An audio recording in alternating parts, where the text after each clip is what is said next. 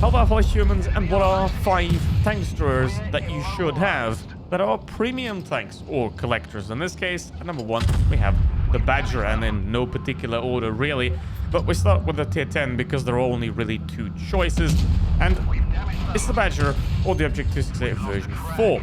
And the Badger is just better at what it does, and that's why I obviously have to pick the Badger here. Now, also, the WT Ritter would be a great pick for this list as well, but you can't really get it in the shop, so I'm not going to put it on here just to get that out of the way.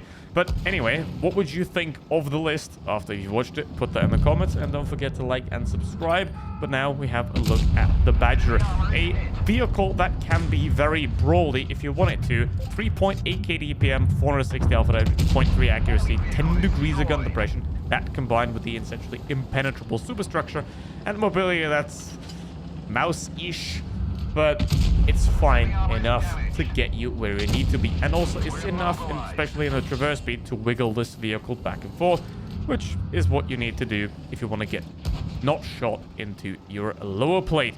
Now, speaking of, anyway, the servers are a bit broken. I don't know why. Sometimes I have 40 ping, sometimes I have 300 ping. It's like gambling, but I always lose. Nonetheless, the thing is about the Badger, this is a very good vehicle if you know how to play it right. And it is not that hard to play it right either if you have down the basics of the game, as in, let's say, don't rush through an open field where you don't have any cover whatsoever, because especially with a vehicle like this, with very limited mobility and no turret, you obviously have a problem if, let's say, a Leopard tries to flank you. But the easy way to avoid that is just play around the house, play around cover. I have that house right behind me, and there is no way that the Leopard could ever possibly even think about flanking me. And he's gone. So obviously this vehicle is very powerful.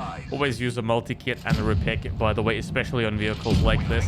And generally also it's cheaper than the Object-268 version 4 in the shop as well, which is also a very big decision in terms of premium tanks as well. The price does matter. Some people say the price doesn't matter, but the price very much does matter a lot. So if it's cheaper and better, it's better.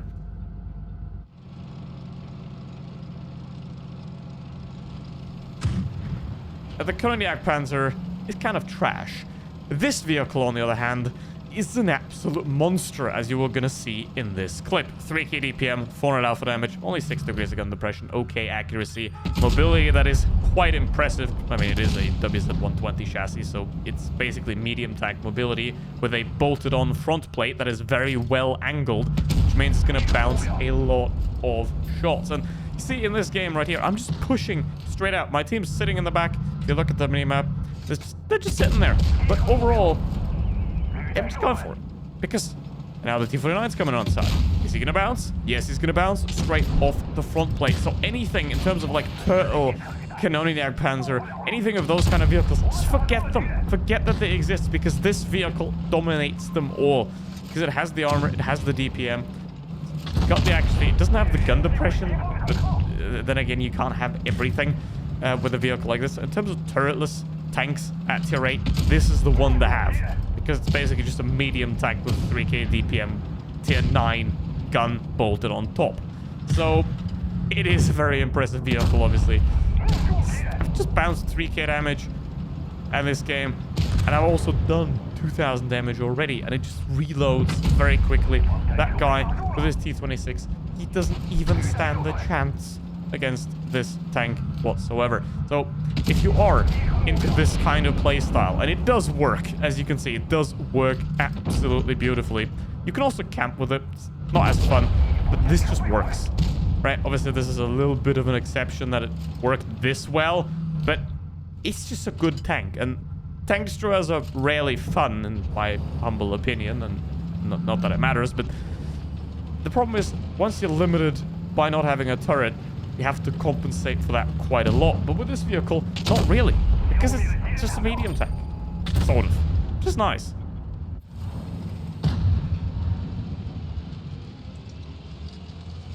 Now, even though I said the WZ is a medium tank, it's not really. This is, because it says it's a tank destroyer, but it's basically just a Hesh version of a Barask that is significantly slower.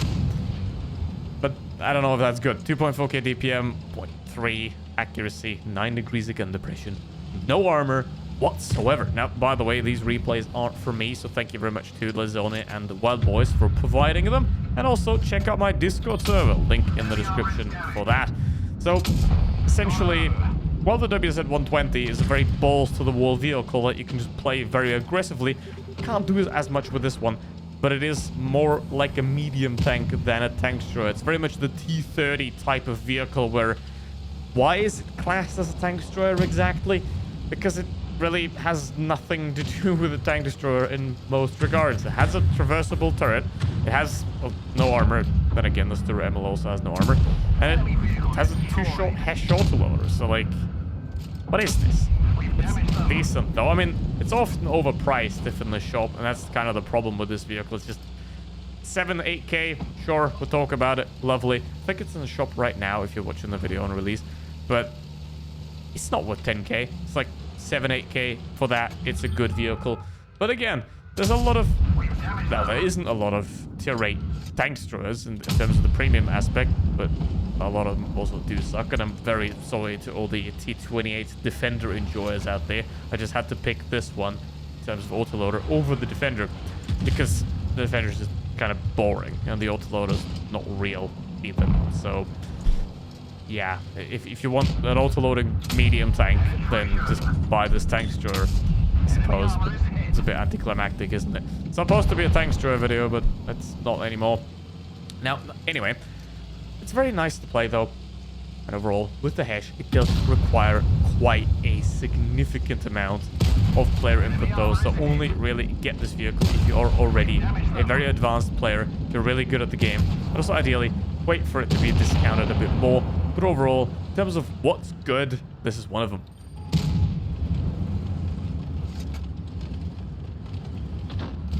Now, Scorpion G, or the SU-130 PM for that matter, whichever one is cheaper, essentially, are also very good at what you have, because they have turrets, which is a very good thing. I mean, you want to have a turret on the vehicle unless you have ludicrous traverse speed like the WZ has, or you have a piece of shit like the Turtle. This is a very good tank. The gun, especially 460 alpha damage, 3k DPM almost, 0.29 accuracy, only 6 degrees of gun depression, which lets it down quite a lot. Mobility is Panther-like, because then again, it is a non-armored Panther chassis with a turret on top that also has no armor, so you will get HE'd by pretty much everything. You have to play somewhat careful. However, if you don't want to do that, it still allows you to somewhat play aggressively, because obviously the turret and the mobility are just about good enough to go in aggressively. But if you don't want to do that, if you want to sit at the back and relax, the accuracy has got you covered. It's going to be just about perfectly fine, which is very nice. Now, the problem here obviously is with the Scorpion G and the SU-130 PM that they're very similar in terms of performance. Basically trade blows for a couple of points. The SU-130 doesn't have quite the sort of agility that the Scorpion G has with its fully traversable turret, but the SU-130 PM, for example, has better camo rating. So they're very much trade blows in that regard. So basically, whichever one of those two is cheaper is the better option to get.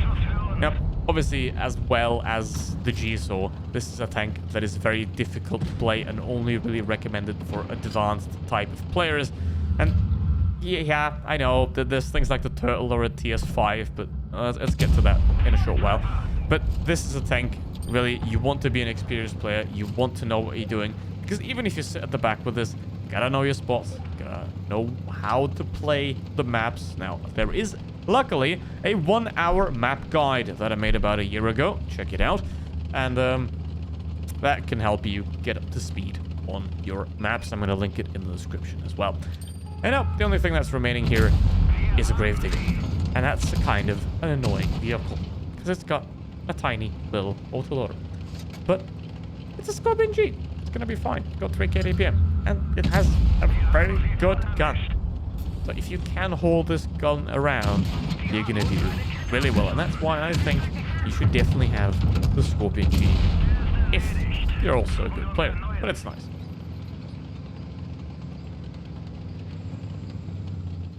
Now we get to the value champion, I'd probably put it, because this thing has 3.5k DPM, similar accuracy to the Scorpion, 7 degrees of gun depression, very horrible mobility, similar to that of the Badger, even worse.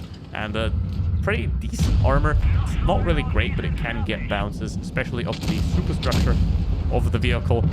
And here's the thing. Vehicles like a TS5 or a Turtle are essentially useless, given that this vehicle is sold in bundles for 5.5k gold very often. So you have a great value there.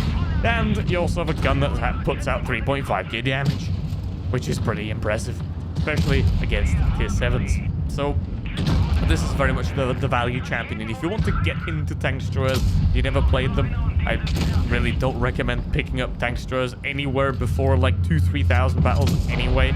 Always heavy tank, medium tank, tank destroyer. That's how you put it. Which also makes sense because the heavy tank video came out first, then the medium, and this is the third one. But if you haven't seen the medium and the heavy tank versions, check them out as well. So overall, the Tig 88, the value champion of tier 8 tank destroyers.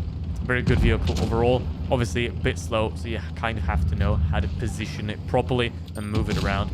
But outside of that, it is a lot easier to play than, let's say, a Scorpion G or a G-Saw. However, it's not quite as good as the WZ-120 because the WZ-120 has similar armor, but with just incredible speed on top of that, whereas this one, not really the case. But what do you think about this? Again, put it in the comments. And, well, see ya for the next one. I don't know what it will be. Maybe put that in the comments as well. What do you want to see next?